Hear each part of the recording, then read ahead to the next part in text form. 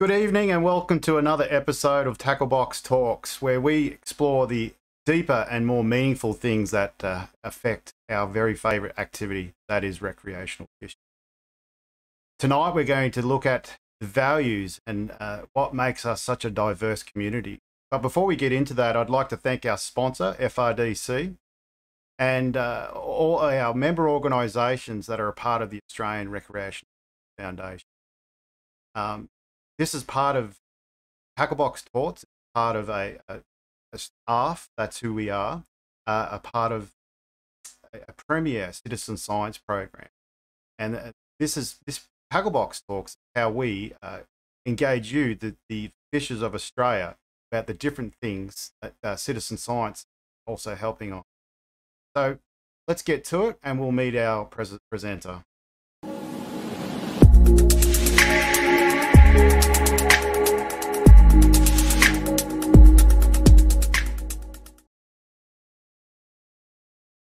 Hi everyone, and hello everyone. Who we have here is Owen Li, professor at the Wollongong University. How you doing, Owen? I'm great, thank you. I'm not a professor yet. Oh, sorry. Yeah. Okay. You're getting close. Yeah. So tell us about who you are and what you do, Owen. All right. So I guess at my core, I am a recreational fisher. I have been fascinated with fish for my entire dang life. Professionally, I'm a social scientist. So I study human behavior on a large scale. I had an undergraduate degree in marine biology, and then my postgrad stuff is all about fisheries. So yeah, that's my professional background, I guess. Cool. Yeah. So just real briefly, what are we going to talk about tonight? So we're going to talk about, I guess, what recreational fishing looks like in Australia today. So as opposed to 30 years ago, how diverse our sector or community really is, and how, I guess, our ability to appreciate that diversity has grown, and how that might be reflected in the way we do things for the future of recreational fishing. So what are the motivations for Australians to go fishing then? Well, I mean, I guess to start off with, let's define what recreational fishing really is in Australia. So in Australia and in most developed countries, recreational fishing is a fairly arbitrary term. It just literally means that it's not an indigenous cultural activity and that it's not commercially licensed. So they can't sell their catch, really. So that's legislatively what we are. Which of course means that naturally we're going to be super, super diverse. So back in 2018, I was involved in a project led by Chris McGee, looking at the different motivations that recreational fishers have in Australia. So, and we found at least 6 distinct motivations, and none of these are mutually exclusive. Okay, so as I go through them, don't think that you can only be one, or that anytime you go fishing, you're only experiencing one motivation. But we found that there were at least 6 detectable ones. So that would be mastery, so people who enjoy fishing for the challenge. Socialization, people who enjoy the social aspects of gathering when fishing. So that doesn't have to be huge, right? Like that's not talking to everyone on the jetty. That might just be you and your mate who you call a deck, right? There's escapism. So those are the people who like going out into the bush. Mostly they just like the remote places. That's me. Or out at sea where you don't really see very many people. It's a place for you to relate back to the environment and to forget about your everyday woes, and really just be immersed in the experience. There's the importance of catching large fish, and that's definitely some of you who are listening. So for a lot of people, it's about the trophy. So you'll put in the weeks, the months, the years preparing to catch that one huge fish that other people just don't stand a chance of catching unless they're prepared for that long. There's the importance of catching something. So this is usually people who are fairly new to fishing. They don't really care what they catch, be it a brim, whiting, flathead, whatever. so long as they catch something and it's positive reinforcement that they're doing something right. And there's importance of keeping a fish. So for a lot of us, probably a lot of us listening today, mostly catch and release, but we can't ever forget that the majority of people who do recreational fishing actually want to take something home. It's important for them. So that might be the, one legal bring, but to them, it's important to do that. Okay. And so we've got to ask the question is like, is recreational fishing just a developed country thing? Because you don't see that tag being used in the developing countries that I also work in. So as you'll see from the pictures there, one picture is a couple of, I'm guessing, American kids in a mountain stream somewhere. They'd probably be considered to be recreational fishing. The photo behind that is a couple of Kiribati kids in a lagoon on a remote atoll. Development organizations and NGOs do not have a tag for what they're doing. They don't necessarily consider that recreational fishing, although it definitely does have a recreational component. They probably tag it subsistence fishing because a lot of the time the kids take home what they caught to eat. And I'd say in Australia or the US or anywhere else, if the kids were allowed to do what they wanted to do, a lot of them would probably take that little fish home to eat. That's right. So we have to, I guess, be cognizant of the fact that recreational fishing as a term is very much a developed country tag. Cool. Yeah. So, I guess let's talk about the camps of recreational fishing that kind of, a lot of us understand these camps and how they relate to those motivations, right? So for those of you who like pictures, I've got some pictures that sort of help you follow along from the top right-hand corner and follow them down and across. So there are the hunter-gatherers among us, the ones who take pride in going out and catching a feed for the family, for extended family, for friends, and sharing that food. There are the escapists like you, Adam, and like our friend Andy Moore, who's currently in the Highlands somewhere, enjoying himself. There are the casuals, who are the majority. So the casuals are the people who go fishing once, twice a year, because it's just something to do. They don't particularly care as deeply about recreational fishing as you or I, or any of you guys and ladies do, but they still like doing it. There are the trophy hunters, and we all know, the Zane Greys of the world. They're definitely out there just for that big fish. They don't really care to catch anything else. They just focus on that thing, that beast. And there's the catch and release fishers. So people who are in it not to take necessarily, but really enjoy interacting with the fish. So they'll catch it and then they'll just let it go. And it's part of the experience is watching it swim away. That's a lot of us too. And there's, of course, the gearheads among us. So the Frank Prokops of the world who love collecting stuff. Goodness knows how many dollars of stuff, but that's a key appeal of the recreational fishing stuff. A lot of I guess, recreational fishing museums are stocked full of stuff donated by gearheads that is collected over years. So, these motivations we can already see in our community or sector. Yeah. So what kind of participation levels do we get from non-English speaking groups, and what kind of values do they place on their catch as opposed to mainstream Anglo-Saxon majority in Australia? So I guess to lead on to that, let's talk about how plastic these motivations are, and then how the nationality and the cultural aspects come into this. So we often behave differently depending on when, where, and how, and what we're fishing for. So, when we fish for marlin, largely tag and release these days, and it's not everyone who fishes for them. If it's LBG, though, quite often that fish is kept. If we're talking things like grunter, barred grunter, they fight as hard as pretty much any sports fish on the card for their size, but they are food. I don't know too many people who catch and release those. Flathead is an interesting one, right? So flathead, when they're in that sort of 40 to 50 centimeter slot, they're food. Yep. When they get above that sort of 65 centimeter mark, suddenly they're a trophy, and people treat them very differently, even though that could be the same animal, right? So that 45 centimeter fish you released 6 years ago is an 80 centimeter fish now. You know, that it's the same animal, more or less.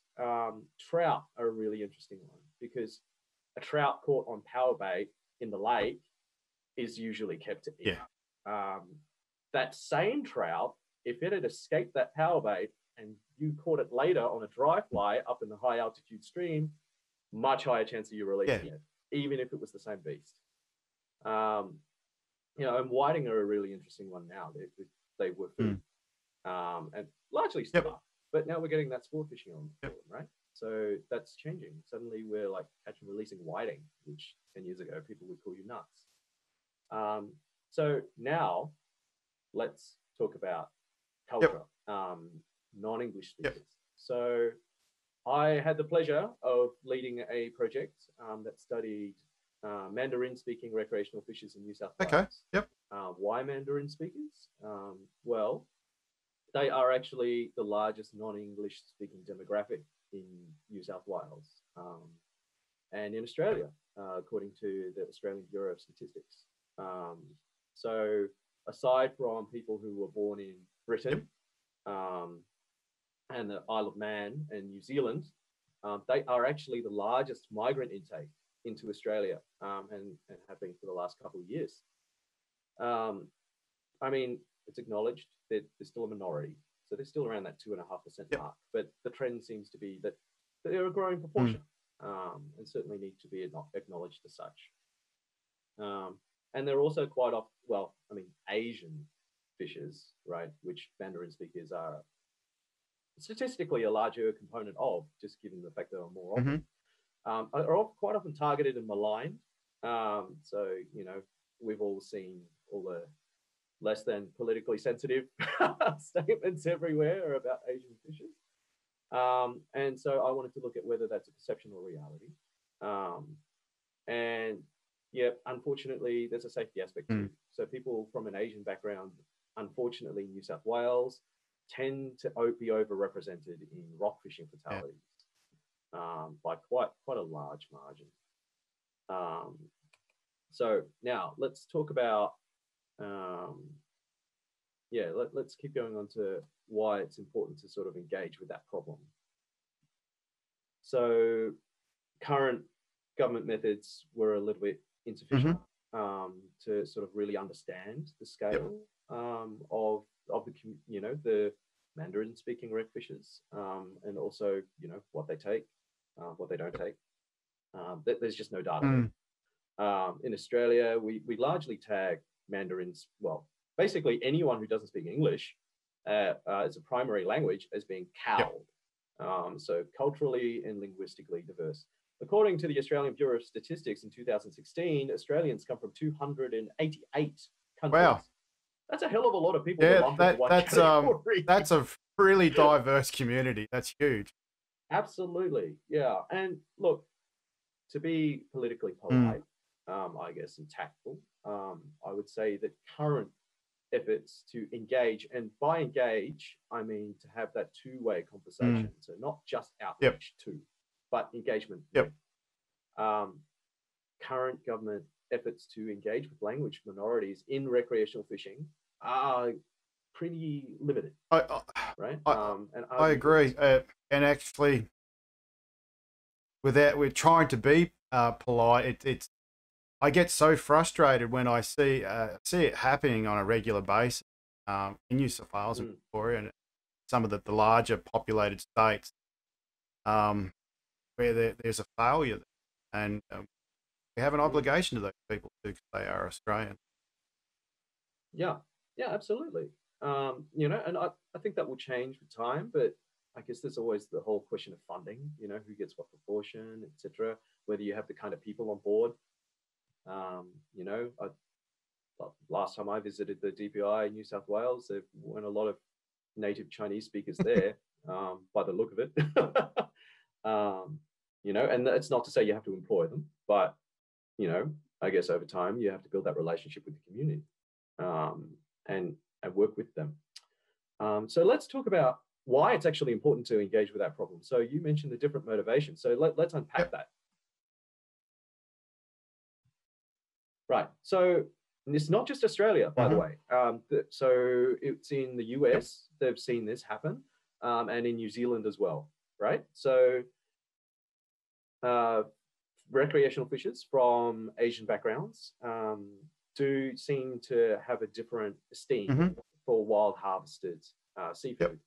And it's a much broader spectrum. So it's not just your snapper and your flathead. They have a much broader spectrum of appreciation for things you can catch and gather. So food harvested from the wild is generally considered to be cleaner and healthier for you. So to share wild food with a friend, a colleague, family is considered high esteem for that person, right? It's a big gift. I guess you could sort of relate it to really nice bottle of red wine, except you had to go and catch it, right? You know, and they quite often, Asian people quite often value things that locals consider trash. So, and we're seeing a little bit of that change now in New South Wales with the, you know, things like red rock cod. You get some people who still consider them trash, and other people who actually have learned to appreciate them. Well, that's why they're called the poor man's lobster. That's right, right? Yeah, and a lot of the wrasse species, you know, like even quite impolite and undesirable names by locals, they're considered good food by a lot of, you know, Asian people who catch them. So they're actually taking home a lot of things that your majority Australian probably don't consider to be food and don't enjoy. And so if we're going to talk about maximizing that experiential value, for Asian fishers, it's probably food value is a lot of it, right? And they're also more likely to glean for food as opposed to bait, right? So I think we shouldn't ever forget that Australian majority, Anglo-Celt descent Australians, do glean. We definitely gather cockles and pump yabbers and gather kunjaboi and rock crabs and sea urchins, all those things. It's just that we use them for bait, right? The majority, as opposed to a lot of Asian families who might take them home to eat. And that's just a different value set. That's not a judgment call on either side. It's just saying that they value them differently. And so because of that whole esteem of sharing wild food and the diversity of what they gather, etc., sharing with family and friends is really important to them. And this also extends to Pacific Islanders in New Zealand.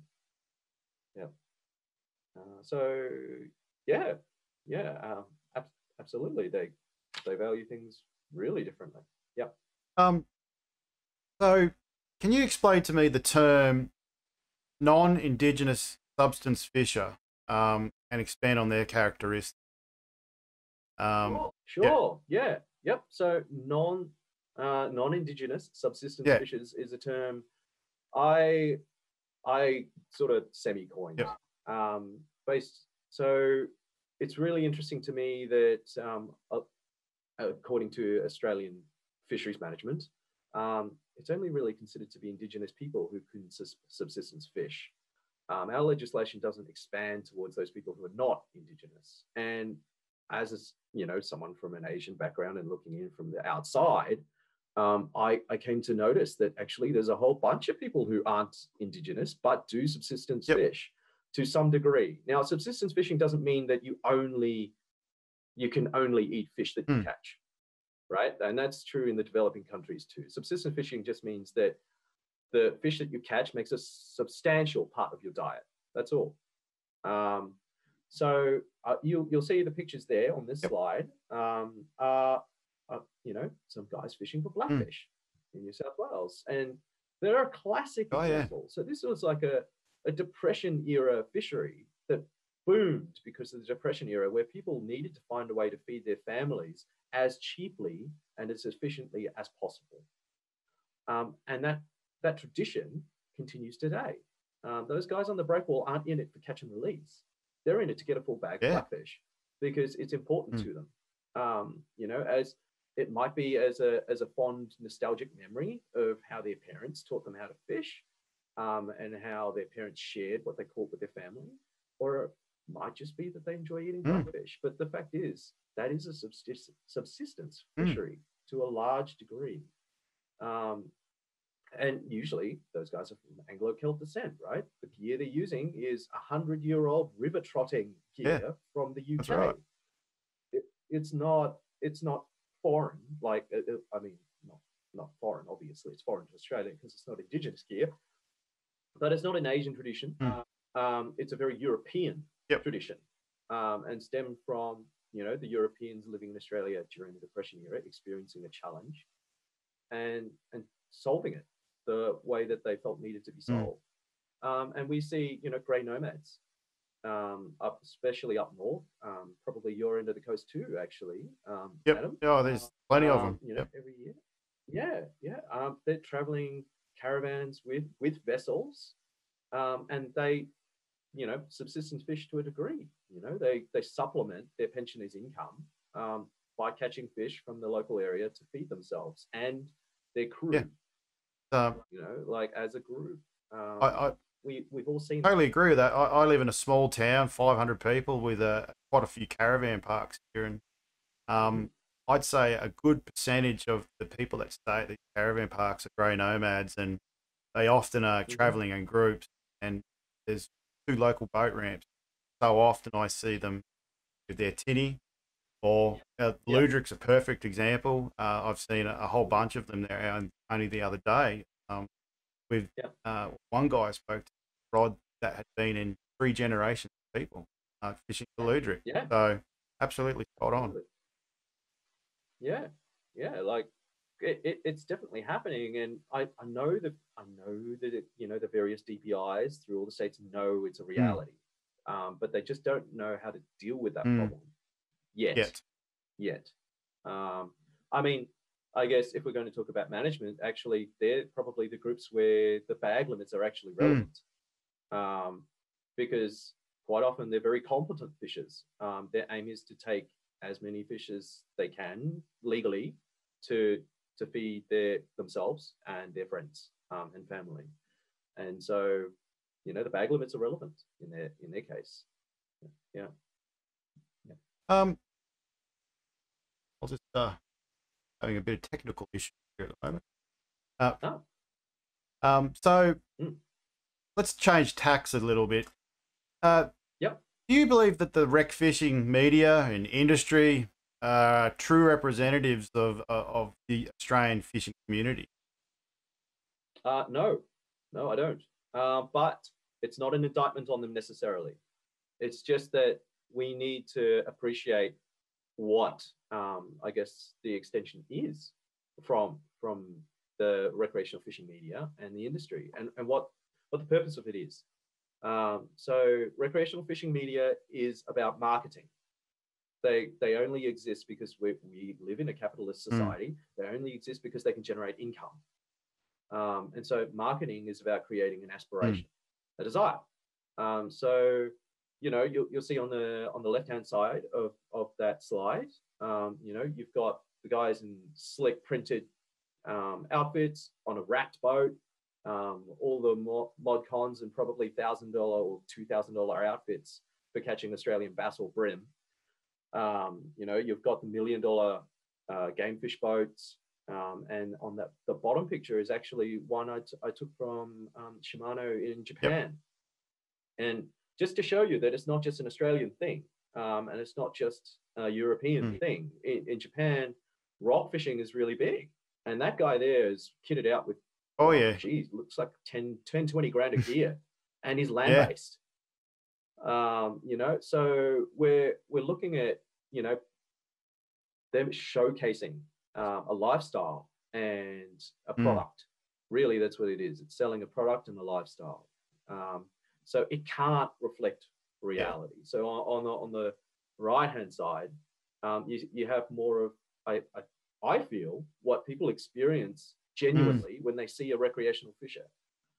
So, you know, a busy rock platform with people using, you know, gear that they bought from a garage uh, yeah, a garage shop. You know, a lady there using an Albi in a surf rod, she's probably had for like 20, 30 years, and little else, you know, flashy. And a whole bunch of people using whatever they use at a jetty. You know, like, you know, those outfits probably don't cost more than 50 bucks. But that's the majority of recreational fishers in Australia, by and large. But the fishing media doesn't reflect that because it can't. They are trying to sell a product with an aspirational lifestyle. Yeah, a great way of explaining it. Moving on from that, how has the value of female rec fishers and their contribution changed over time? Yeah, so, you know, in the past, and, you know, to be frank, not that far into the past. So, you know, I'm sure you and I, Adam, when we were growing up, we were digging through all the library's archives for fishing magazines and flicking through all of them at the news agency so we didn't have to pay for them. You know, and there wouldn't have been a single major fishing magazine in the 90s and the early 2000s that did not have an advertisement or a major article that involved selling the fishing lifestyle with a scantily clad lady who, judging from their body language and the way they were holding things, probably wasn't very accustomed to fishing. Certainly, there were very competent recreational fishing women back then who just happened to be attractive and were in articles, like Kim Bain as an example. But, you know, like so many major tackle companies back then, and I don't want to name them, but we all know who they are, just were selling product because the major demographic of recreational fishers back then was a man. So they were selling to men. You know, it's like, wow, this is an attractive ad. It was just to grab the attention. It wasn't to say, buy our fishing line and you'll get this attractive lass in a bikini. Like that, it was just to get your attention so that you'd then go, oh, well, yeah, you know, I like that line or that rod, etc. And thankfully, that's changing. So now we're seeing that sort of respect for women who are recreational fishers. You know, not just because they dress a certain way and not just because they look a certain way, but because they're genuinely very competent. And we have stuff to learn from them. So yeah, I'm glad to see that values have changed. And in fact, what was really interesting was I was talking with Stefan Sornoff fairly recently from Infofish. And from his tournament data he's collected over the last year or so, he found out that the participation of women in fishing tournaments was increasing. In fact, it had doubled more or less from like 1% to 2-3%. But actually, they were catching more fish on That's average. right. So while their numbers were increased to like 2-ish%, their catch actually constituted more like 4% of the total. So, you know, I'm happy to see that there's a lot more women who are happy to be involved in the active, I guess, tournament scene, but also in recreational fishing, and clearly they're very competent. So it's about respecting that, I think, and we're already seeing that start to happen.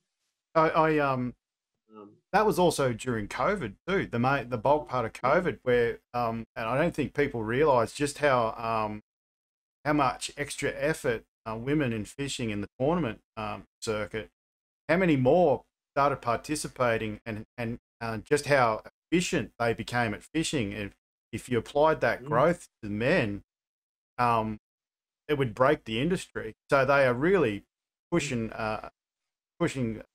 the envelope in that space. Great to see. Yeah. So I'm happy to say that you know, some of the government agencies have paid attention to this, and other women's groups around the country are sort of accelerating that trend. So I've had the pleasure of working with and knowing the ladies from the Women in Recreational Fishing group run by Victorian Fisheries Authority, and it is all about women building the capacity of other women so that they're happy to recreationally fish. And one of the, I guess, the tragic stories I used to hear from a lot of the members was that actually they preferred to be taught by other women because their past experiences with men were terrible. They copped all sorts of sexist flack for, you know, not knowing how to back down a trailer, or, you know, just getting wolf whistled for no reason, other than the fact that they were female, or ridiculed out of the room. But they just never had anyone to teach them. Everyone starts somewhere. And these groups sort of create like I guess a safe space for those women who want to learn, and other highly competent women to reach out and say, look, sure, I'll come to the boat ramp with you. We'll just back the trailer down as many times as we need, until you're happy with it. So, you know, it's great to see that happening. And it shows to me that there is a breaking down of barriers, which needed to happen. And absolutely. And that capacity. Such a diverse community. And unfortunately, I can see, and many others in circles that I work in, seeing all these barriers that we still need to break down.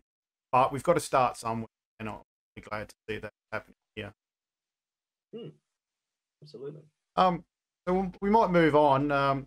Is rec fishing a community or a sector? So, for example, what type of stories does sports, demographics, values, and conduct and perceptions tell us? Yeah.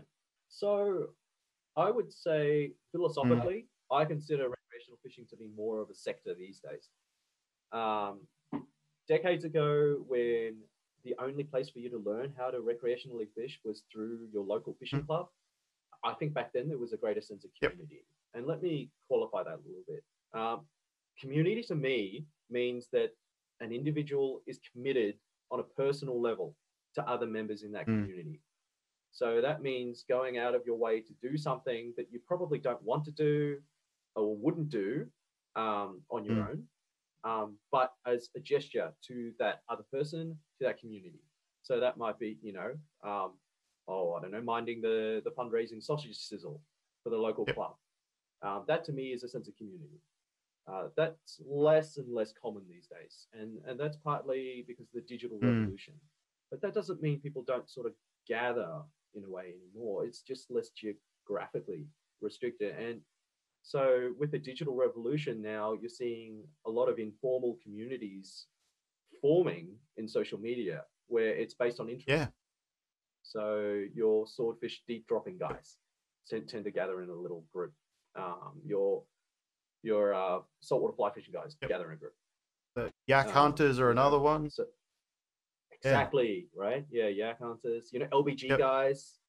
You know, land-based mulloway guys. So we're seeing that, but with the whole digital platform, the commitment to community is either, I guess, it's less explicitly required because people don't see each other face to face. It's easier just to lurk. And that's what most people do. They don't commit to the community. They get information gathered from it. But there's usually only, you know, maybe half a dozen people who act as a community in any of these groups. The ones that actively share, who actively mentor, who will actively go out of their way to help people. By and large, I think we've sort of gotten to that point where we outgrew the constraints of geography, and so we became a sector. And we're, you know, that a lot of that happens with demographic change as well. So, you know, 20, 30 years ago, no one carried a supercomputer in their pocket. You know, like we were all like email. Yeah, that's right. Most of us. So we were face to face, and so that's how you learn. That's how you got to know people. That's how you learn to respect people. And that was, I guess, what we considered the appropriate venue for learning and for becoming a recreational fisher, face to face, whether that's at the tackle shop or the pub or whatever. You know, and now, like, we've got people who don't even know what DOS is. Yeah, that's right. Like they grew up, like they've only ever known a world with supercomputers in their pockets. Yeah. Like, give them a Nokia 5110 and the little brick. Like, no one knows what that's all about, right? So with that changes, like society changed under our feet. So, you know, the sector sort of changed as well. Our value sets have changed also.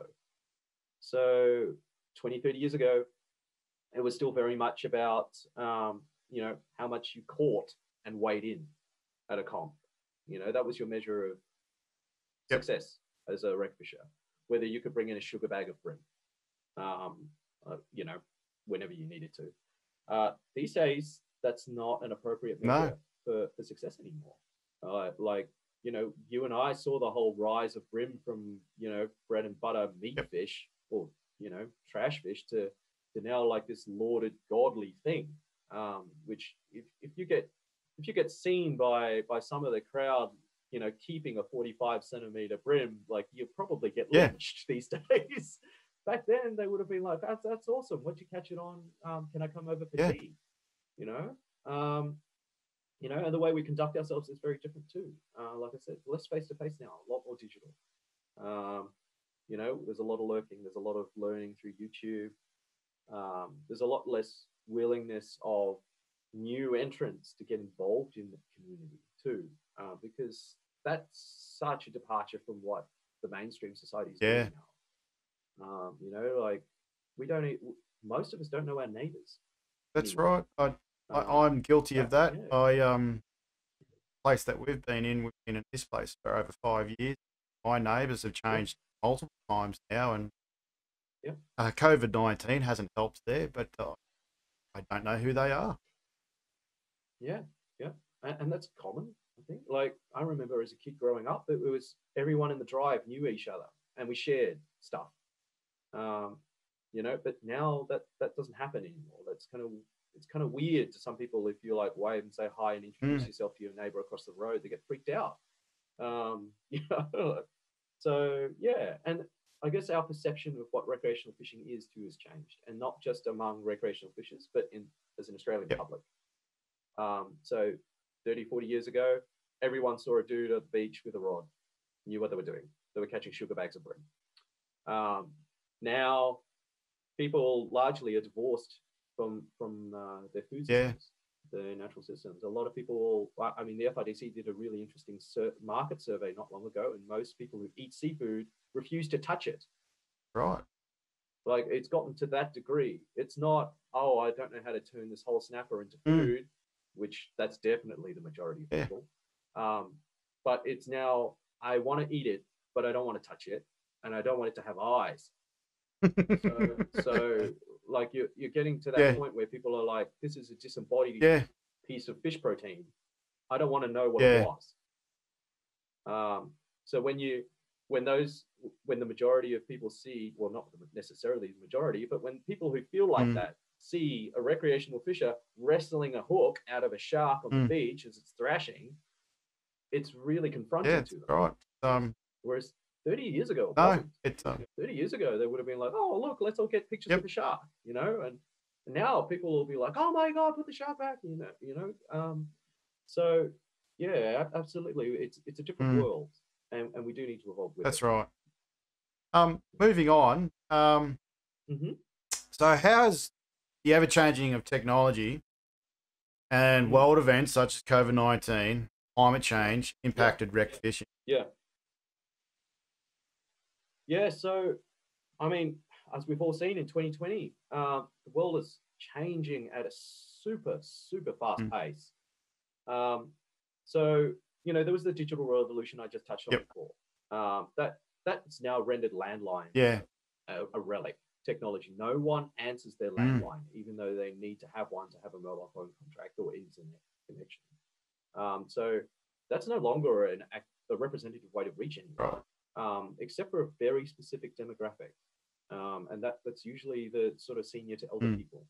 Even then, a lot of them won't answer their phone.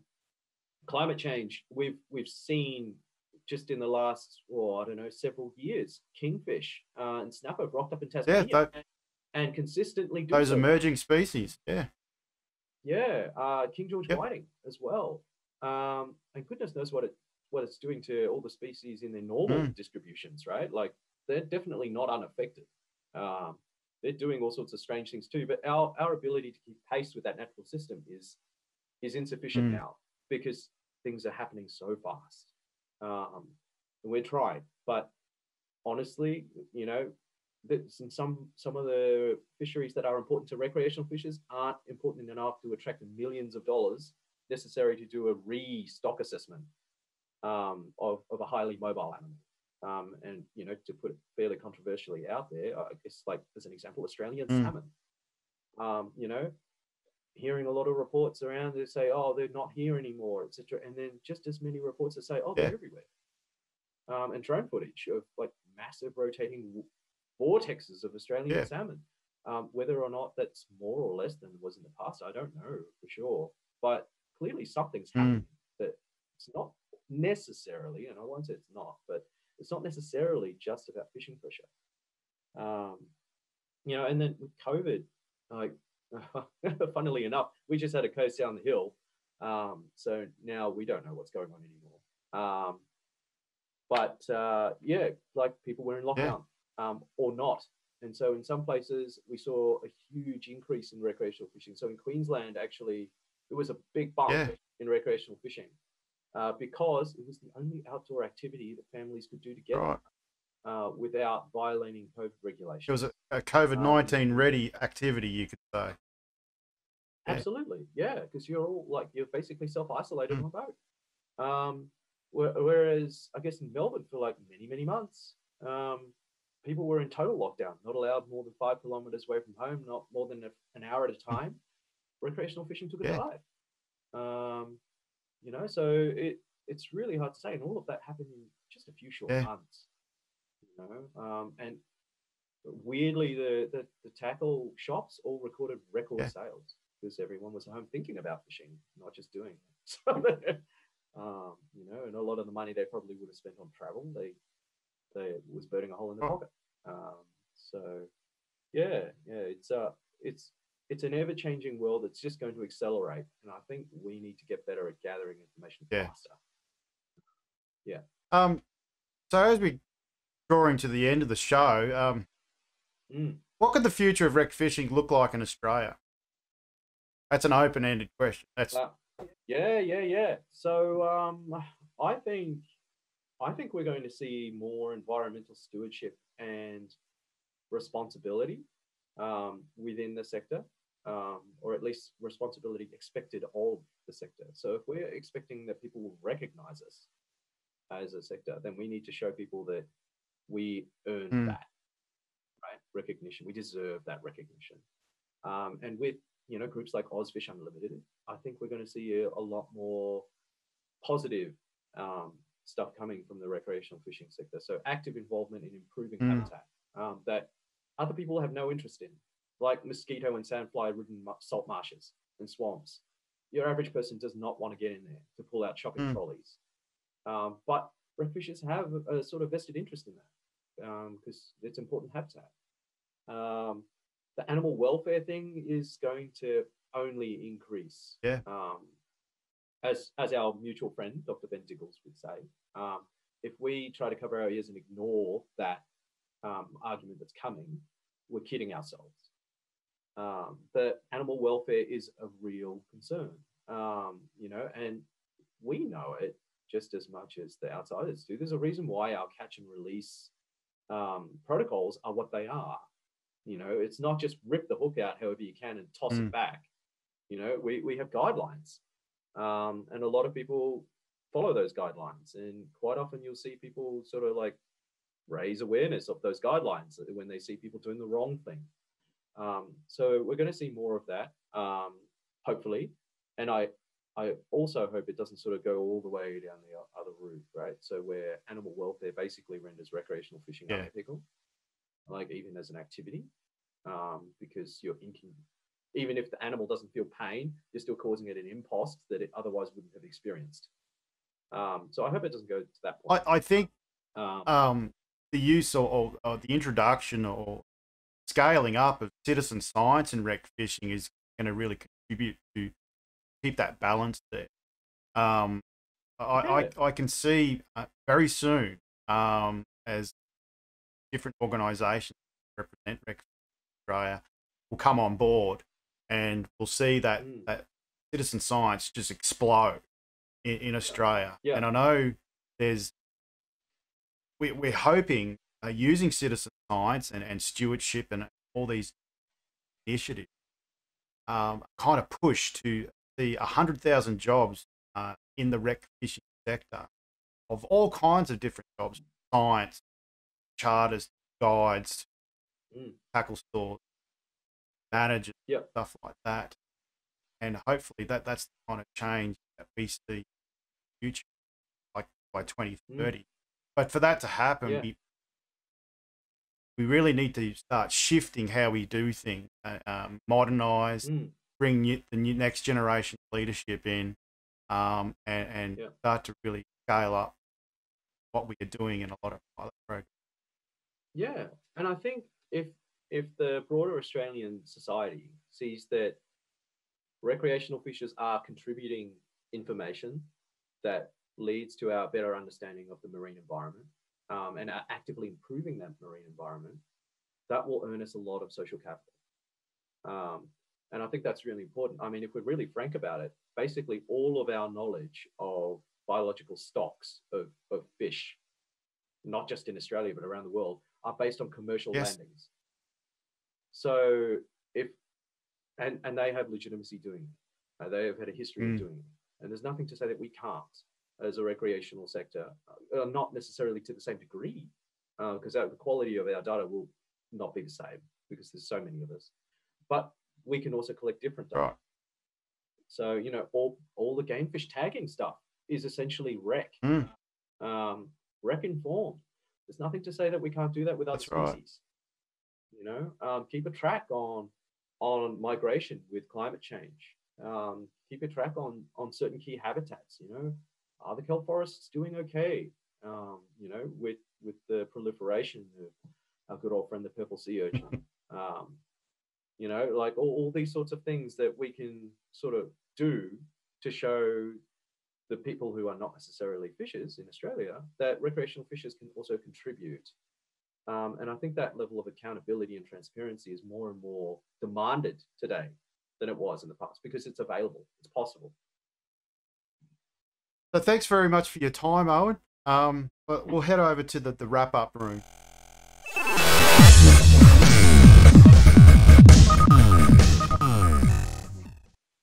So thanks very much for your time, Owen. I really enjoyed question and answers based on one of your presentations and great work that you've done for the rec community in Australia. Is there anything else you'd like to tell us about that you've been working on, or any kind of final word?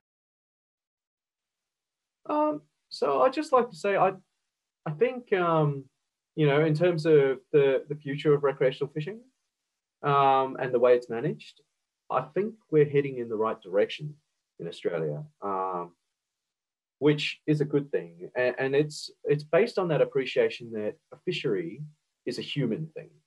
An animal eating another fish, like eating a fish, is just called predation, unless it's a human. So, you know, we need to get better at sort of understanding human behavior, and how to, I guess, work with that, how to change that when it becomes incompatible with the biological parameters of a stock, etc. But of course, with that, I think we need to get better at information gathering faster, because human behavior changes far more quickly than governance can, because governance needs to be conservative. If policies keep changing and restrictions and regulations keep changing willy-nilly, you just get confusion and a reluctance to, I guess, abide. So top-down governments works when things are pretty static, when the world's not really changing, and when people expect the government to tell them what to do.